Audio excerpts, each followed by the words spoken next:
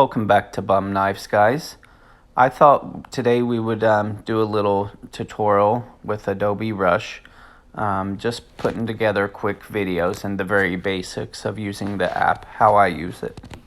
Okay, you're going to click the little plus sign down at the bottom for a new project, and then it's going to let you open your camera roll, and from here you can select the pictures that you would like to use or videos that you would like to import.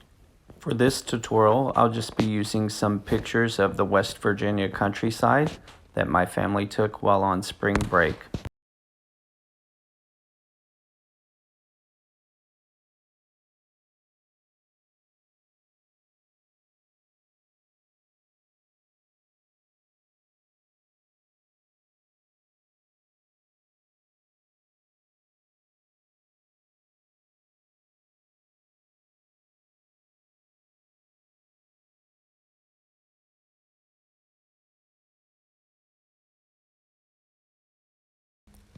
Once this has loaded, you're going to see the video or pictures that you've loaded on top and a timeline of the video or pictures on the bottom. You can click the black space just above the timeline and stretch it out with your fingers. Once you have your pictures or your videos loaded into Rush, a good place to start is to click the button down here. This is where you can adjust the orientation of your videos. If you want them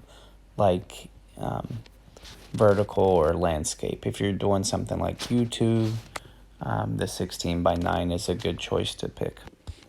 Okay, now you can start putting your video together. So you can go down to Effects down at the bottom. Once you click Effects, then you can open up Transitions and pick transitions to put between each video or picture that you want to do. And you can play around with these to whichever ones that you like best.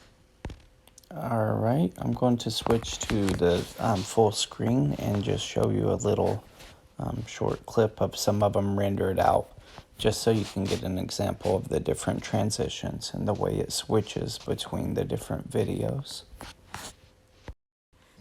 And I probably should have mentioned, you just go to where the video is split. If you have multiple videos or if they're pictures, same thing. So where they're split, that's where you would add your transition. For me, when I'm adding them to my videos, I just kind of do whatever I think looks good, whatever seems to make sense. There probably is some sort of rhyme or reason with using certain transitions. I know filmmakers do pay attention to and study especially the flow of the video. So in other words, starting on one side, let's say you had a car enter from one direction of the film, and then you cut to another clip, then it would go from the other direction so that it would make logical sense. So there's probably some sort of rhyme or reason to that. Again, for the most part, I just put what I think looks good. Okay, so here we have a picture that was shot in the incorrect orientation for the video. So we're using the 16:9 YouTube, which is basically a landscape instead of a portrait format, but it was shot in the wrong thing. So depending on if you like it, you could leave it like that, or you can transform it so that the whole picture will fit on the screen. Now you will have the sides cut off if you do that, so keep that in mind. Okay, to fix that, you're going to click the transform tool down at the bottom. Once you open the transform tool, on the bottom left you see fit and fill, and you can toggle between the two to see what I mean and see how it fits.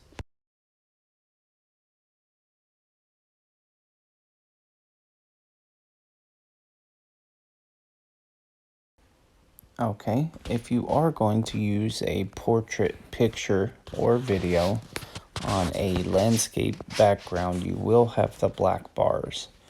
So it's not the most flattering thing. What you can do is just click and highlight the image, as you see here, and click duplicate. It'll put another picture on top or video of the same thing on top of the video, and then you can change the bottom one to the other format, so it's kind of filling in and making it the overall picture look better.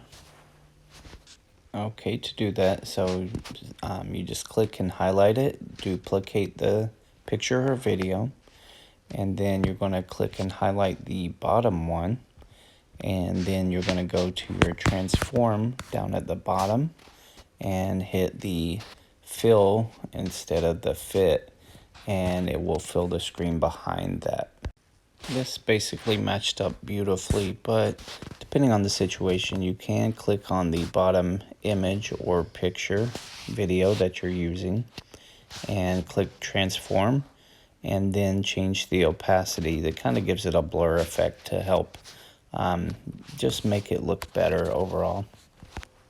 Okay, so this video is getting to be a little bit long, so we're going to end it here, but I'm just going to show you one more thing before we go, and that's how to do a voiceover effect. So you're going to click the plus sign on the bottom left of the screen, and when that pops up, the one that says voiceover, and that will open up the audio, 3 audio channels under your timeline.